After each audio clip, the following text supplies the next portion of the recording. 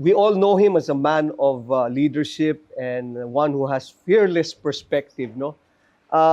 Pero I've known him for a long time, and one thing is for sure, he has not changed at all from the way I knew him before. He's simple, humble, carries his own weight, ika nga, yan ang pinakamaganda sa kanya. And to him, he just wants, especially on the whole, with what's happening in the country, he just wants to give victory to the Filipino people against all the corruption, against all bad leadership. No, he was once a kingmaker. He probably would be again. Please welcome Attorney Vic Rodriguez. Thank you, Jojo. Maraming salamat at long time no see. I'm happy to be here. Magandang araw po, magandang buhay sa lahat ng taga-subaybay. And let me welcome myself to Jojo A. Politika All the Way Show. Thank you. Parang kumunti ka nang magdidigdig ng konti, no? Sabi nga ni tawag nito, yung nasirang kaibigan din natin, kumpare natin si Freddy Aguilar, tawanan na lang natin ang ating problema because wala naman it will not go away, no? But of course, with the laughter should also come the responsibility The of problem, Joe, will not go away for as long as the administration remains the same. Ganun ba? Sabihin ko naman din, syempre with the laughter comes the preparation, pero ikaw naman, it will not go away until such time Because that the that's the truth, administration, Joe. ha? Things will only get worse until the entry of the next administration. That's the fact. Whether they admit of it or not, yan ang katotohanan. Hindi bubuti ang ating lagay. Walang plano, walang direksyon.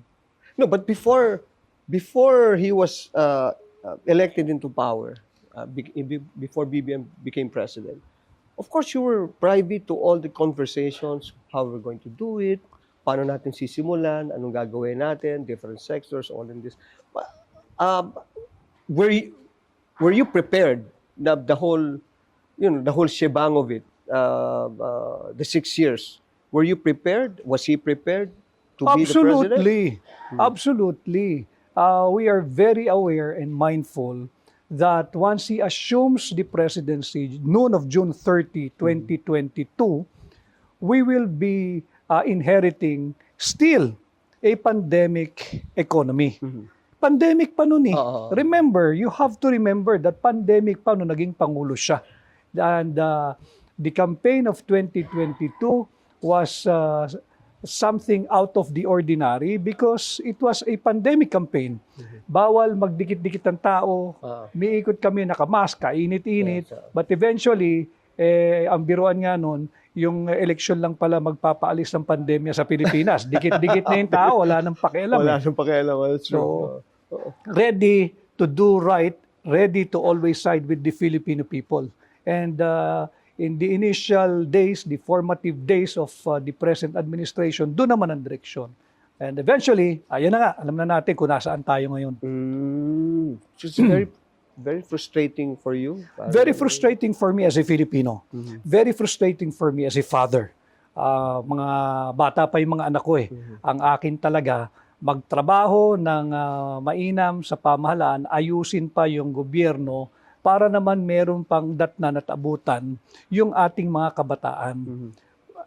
We are blessed, Joe, at mga kababayan, yung nakakabiyahe, nasisilip natin yung kapitbahay nating mga bansa. Yung Hong Kong, yung Japan, yung Singapore, yung Thailand.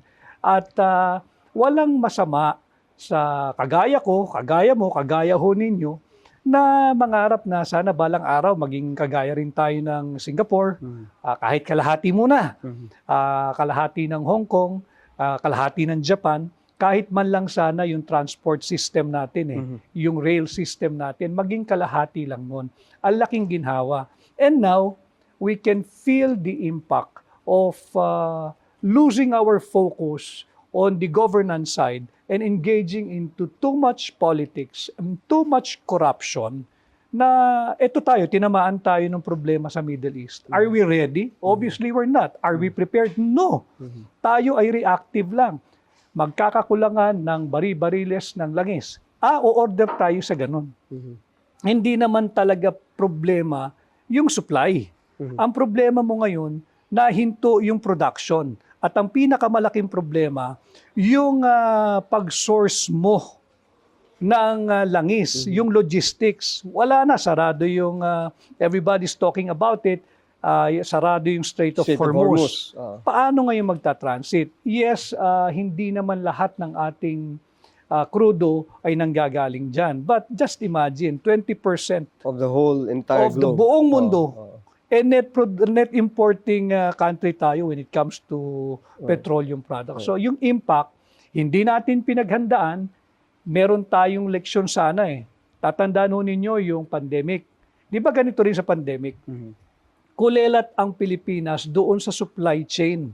Kahit na kaibigan natin ang ganitong bansa, alay natin yung ganitong bansa, nung distribution na ng mga bakuna, hindi naman tayo sa top 10, hindi tayo sa top 20, we were at the bottom.